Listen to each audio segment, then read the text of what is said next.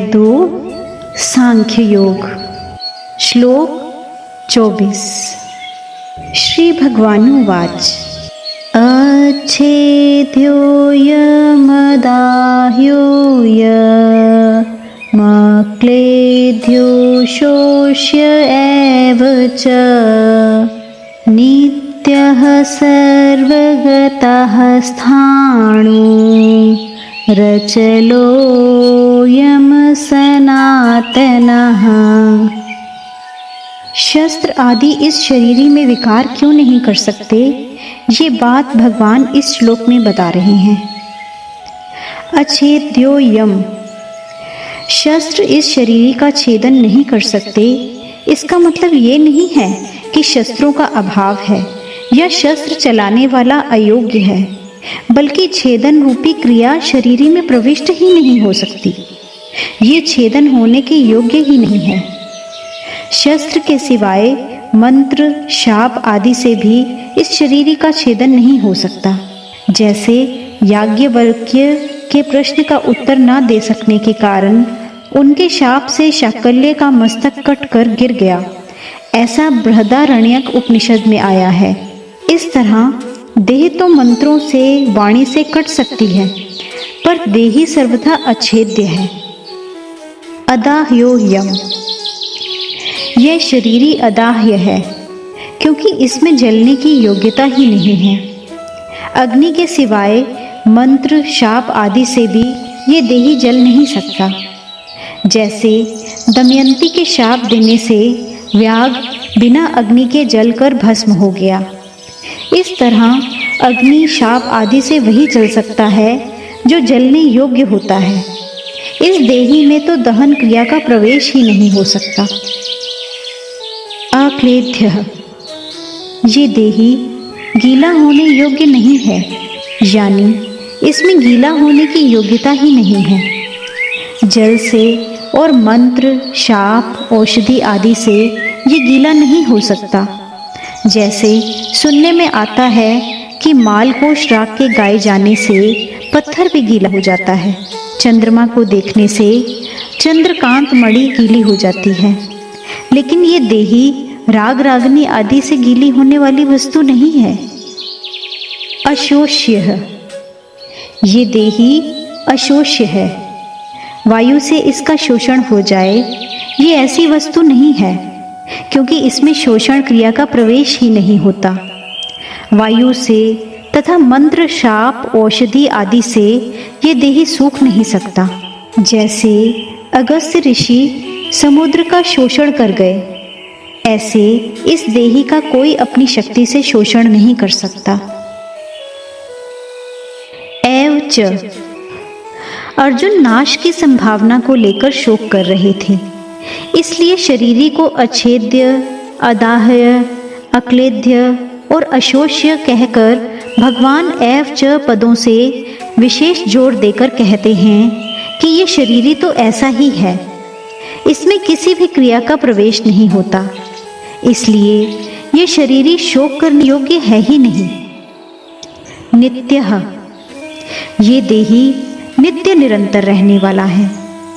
ये किसी काल में नहीं था और किसी काल में नहीं रहेगा, ऐसी बात नहीं है, लेकिन ये सब काल में नित्य निरंतर ज्यों का त्यों रहने वाला है।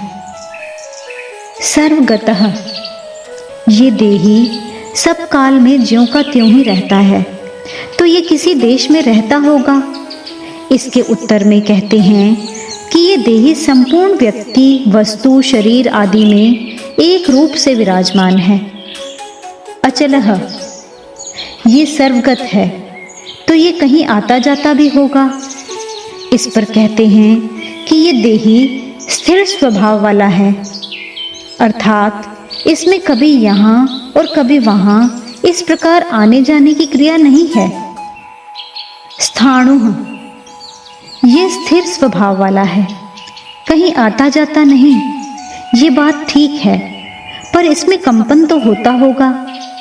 जैसे वृक्ष एक जगह ही रहता है, कहीं भी आता जाता नहीं, पर वह एक जगह रहता हुआ ही हिलता है, ऐसे ही इस देही में भी हिलने की क्रिया तो होती होगी। इसके उत्तर में कहते हैं कि ये देही स्थाणु है, यानी इसमें हिलने की क्रिया नहीं है।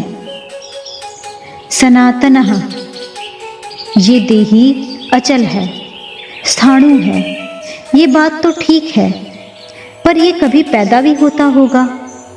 इस पर कहते हैं कि ये सनातन है, अनादि है, सदा से है, ये किसी समय नहीं था, ऐसा संभव ही नहीं है। विशेष बात, ये संसार अनित्य है, एक क्षण भी स्थिर रहने वाला नहीं है, लेकिन जो सदा रहने वाला है, जिसमें कभी किंचित मात्र भी परिवर्तन नहीं होता, उस देही की तरफ लक्ष्य कराने में नित्यः पद का तात्पर्य है। देखने, सुनने, पढ़ने, समझने में जो कुछ प्राकृत संसार आता है, उसमें जो सब जगह परिपूर्ण तत्व है, उसकी तरफ लक्ष्य कराने में सर्वगतः पद का तात्पर्य है। संसार मात्र में जो कुछ वस्तु, व्यक्ति, पदार्थ आदि हैं, वे सब के सब चलायमान हैं। उन चलायमान वस्तु, व्यक्ति, पदार्थ आदि में जो अपने स्वरूप से कभी चलायमान यानी विचलित नहीं होता, उस तत्व की तरफ लक्ष्य कराने में अचलः पद का तात्पर्य है। प्रकृति और प्रकृति के कार्य, संसार में प्रति क्षण क्रिया होती रहती है, परिवर्तन होता रहता है। ऐसे परिवर्तनशील संसार में जो क्रिया रहित, परिवर्तन रहित, स्थायी स्वभाव वाला तत्व है, उसकी तरफ लक्ष्य कराने में स्थाणु पद का तात्पर्य है। मात्र प्राकृत पदार्थ उत्पन्न और नष्ट होने वाले हैं, और ये पहले भी नहीं थे और बाद में भी नहीं रहेंगे।